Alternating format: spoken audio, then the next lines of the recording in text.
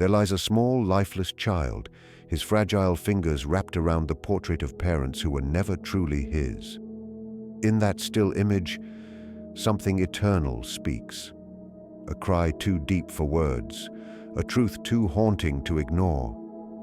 It is not merely the picture of death, but the mirror of every soul that has ever held onto illusion, mistaking false love for belonging and silence for peace. The mirror of the false self is one of the most haunting truths hidden in the image of the dead child clutching the portrait of his false parents. The act of holding that picture, even in the stillness of death, reveals how deeply human beings are bound to illusions of love and identity. The child's gesture is not random, it is instinctive, an echo of the unconscious attachment to those who shaped him, even if their affection was built on deceit. The portrait stands as the mirror through which the child once saw himself, reflecting not his true being, but the idealized image of what he was told to be. Within that lifeless grasp lies the story of every soul that has ever mistaken approval for love and imitation for belonging. The tragedy of this image lies not in death itself, but in the quiet revelation that one can die still holding on to what was never real. From birth, the human heart seeks reflection.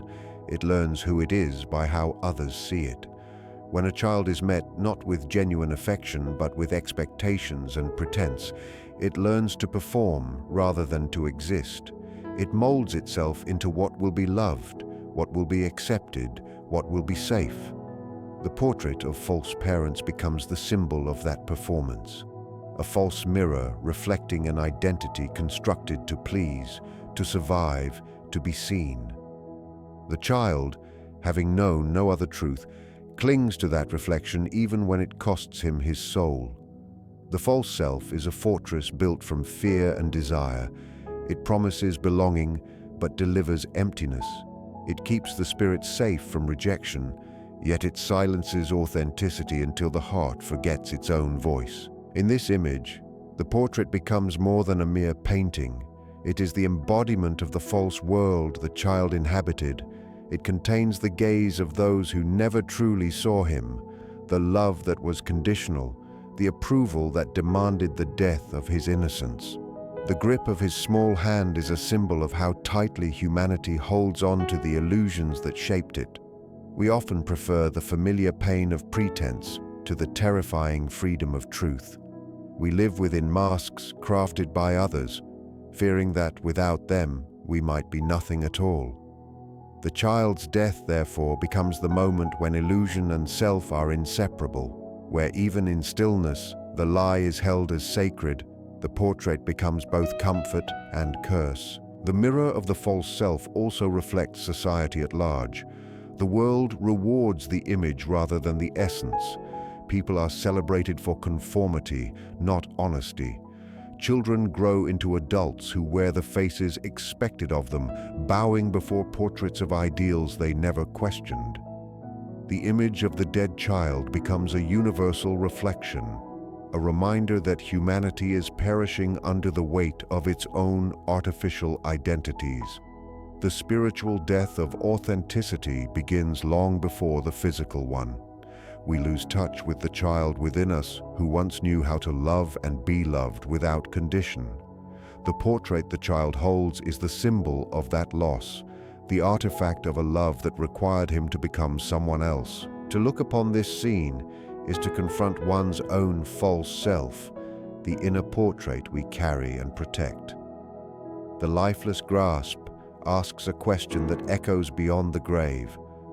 What are you holding that was never truly yours? It challenges the viewer to release the illusion before it turns to dust in their hands. The false self may protect the body, but it imprisons the soul. The child's final embrace of deceit becomes a mirror for all who live believing that love must be earned through performance. It is a silent sermon, showing that authenticity, though it may cost everything, is the only thing that can truly set the spirit free. The death of innocence and the birth of consciousness unfold together within the haunting image of the dead child who clings to the portrait of his false parents. This moment holds the paradox of human awakening, the end of purity that once trusted blindly, and the beginning of awareness that sees truth through suffering. Innocence, in its earliest form, believes what it is told. It accepts love as love, care as genuine, and the world as honest. Yet innocence is fragile when it meets deception, and the child's death becomes the symbolic point where that innocent trust is shattered. The body may have stilled, but within that silence lies a deeper awakening, the consciousness of what has been false all along. This death is not simply the absence of life. It is the stripping away of illusion, the painful but sacred moment when truth begins to whisper through the ruins of deceit. The child's lifeless form becomes the canvas where the story of humanity is painted, the journey from blind faith to inner knowing, from imitation to authenticity. The portrait held so tightly is not only a sign of attachment, it is the anchor of illusion that innocence once depended upon. The child trusted that those faces represented love and belonging. But when that love proves false, the psyche is forced to awaken, to confront the unbearable truth that what it believed was nourishment was actually emptiness. Death here is both tragic and transcendent, for it marks the turning point of awareness. The innocence that dies is not lost forever. It transforms into consciousness, an understanding born through pain. Every soul undergoes this passage in some form, dying to the naive comfort of illusions in order to awaken to the rawness of truth. The child's death becomes a mirror for this process, revealing how growth often comes disguised as loss, and how truth often arrives in the shadow of despair. In a deeper sense, this moment shows that true consciousness is born only when the false light fades. Innocence, though pure, is blind. Consciousness, though wounded, sees. The death of innocence, therefore, is not punishment. It is liberation. It is the soul breaking free from the deception of appearances and stepping into the awareness of reality. The child's still hand, clinging to the portrait, is the symbol of that threshold, the place where illusion ends and self-awareness begins. To look upon that image is to see the human condition laid bare. The price of knowing truth is always the loss of comfort, and the birth of consciousness is always preceded by the death of what once felt safe. The child does not simply die. He awakens through death, carrying the silent message that all who seek truth must pass through this same inner crucifixion of innocence before they can truly live. The burden of inherited lies lies deep within the image of the dead child clutching the portrait of his false parents, a weight carried not only by one life, but by generations that came before. Every human being is born into a world of pre-written stories, of beliefs shaped long before their first breath, of truths edited to protect the pride of those who came before. The child becomes a vessel of this inheritance, absorbing illusions as if they were love, and learning to wear lies as though they were protection.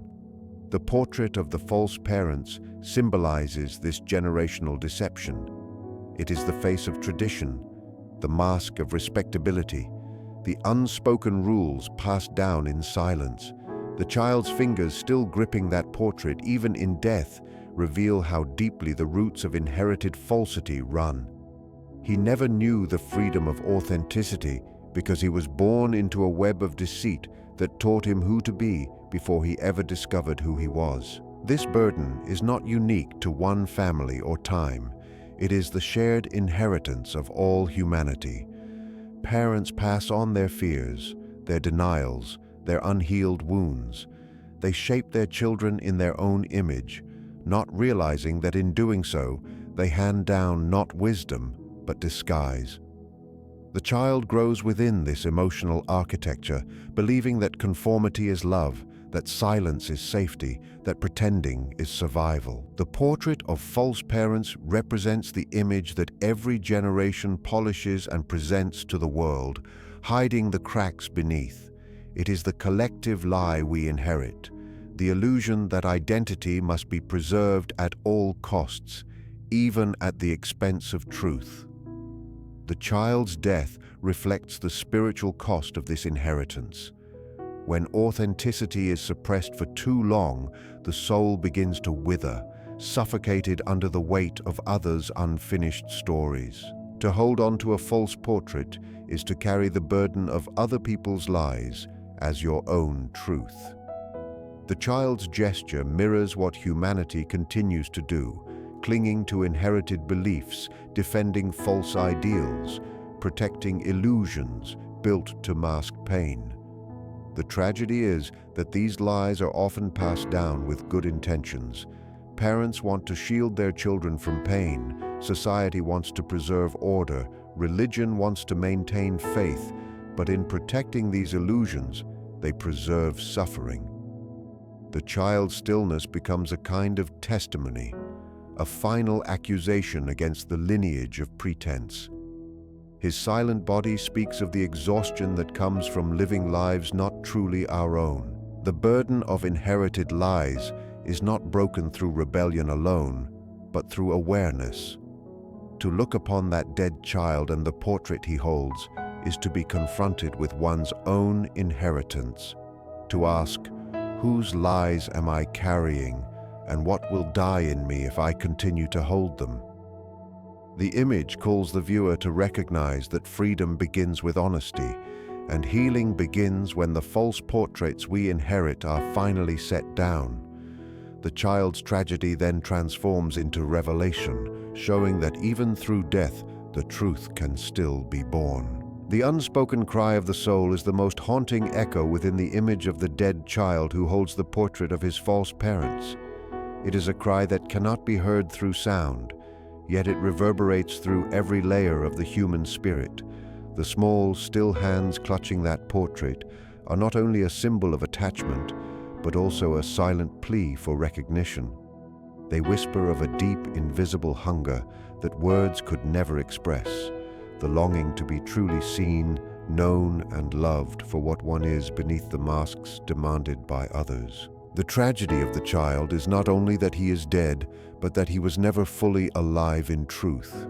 His life was spent beneath the weight of imitation, shaped by expectations that disguise themselves as affection. The silence of his body is therefore not the absence of voice, but the fullness of what was never spoken. His unspoken cry becomes the echo of humanity's most ancient ache, the desire to be loved without condition, to be understood without distortion. From birth, the soul reaches outward, seeking reflection in the eyes of others. When those reflections are false, the soul begins to fracture. It learns to hide its own light to fit within the shadows cast by those it depends upon. The child's false parents represent this distortion of reflection, offering an image of love that was conditional, selective, and based on performance rather than essence. The child, unable to comprehend this betrayal, internalizes it as a form of self-blame. The unspoken cry that forms within him is not one of rebellion, but of deep confusion, a yearning to know why love must cost authenticity. Even as his life fades, that yearning remains, expressed in the unconscious act of holding onto the only love he knew, no matter how false it was. The cry becomes eternal because it is not just his own. It belongs to all who have ever been unseen beneath the masks others imposed upon them. This unspoken cry reveals the quiet torment of human existence, the split between the inner self and the outer image. The world teaches silence to those who seek truth, demanding conformity instead of honesty. The child's silence, therefore, is not mere stillness. It is a reflection of the countless souls who suppress their truth to avoid rejection. His unmoving form exposes the cost of that silence. Beneath his calm exterior lies the storm of what was never allowed to be expressed. The image forces the observer to confront their own unspoken cries, to remember the parts of themselves that were silenced to preserve belonging. The pain of the child becomes a mirror to the viewer's own hidden sorrow. The unspoken cry of the soul, then, is the most human of all languages. It speaks through the eyes, through gestures, through the quiet despair of those who have been unseen for too long. The child's lifeless body, clutching the false image of love, is not only a symbol of death, it is the embodiment of every soul that has ever longed to be recognized beyond its mask. To witness this image is to hear that cry not with the ears, but with the heart.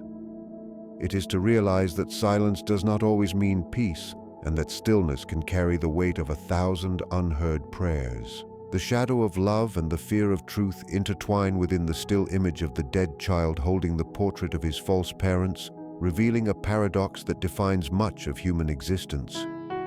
Love, when built on illusion, becomes both sanctuary and prison. The child's small hand clinging to the portrait even in death illustrates how the human heart, even when betrayed, cannot easily release what it once called love.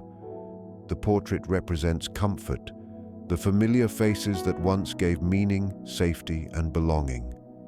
Yet those faces are false, and the love they symbolize is hollow. Still, the child clings to them because the fear of emptiness is greater than the pain of deception. This is the shadow of love, the side that binds rather than frees, that seduces the soul into choosing the known lie over the unknown truth. The fear of truth, then, becomes the silent force that keeps the hand closed around the portrait. For to let go would mean facing the unbearable void of having been unloved, of realizing that the foundation upon which the heart once rested was built on illusion. In this image, love's shadow reveals itself not as hatred but as dependency. It shows how love, when detached from truth, becomes addiction. The child's attachment to the portrait reflects how humans often prefer emotional illusion to spiritual honesty. People stay bound to false relationships, false beliefs, and false identities, not because they do not sense their falseness, but because they fear what truth might take away. The fear of truth is not fear of knowledge, it is fear of loss.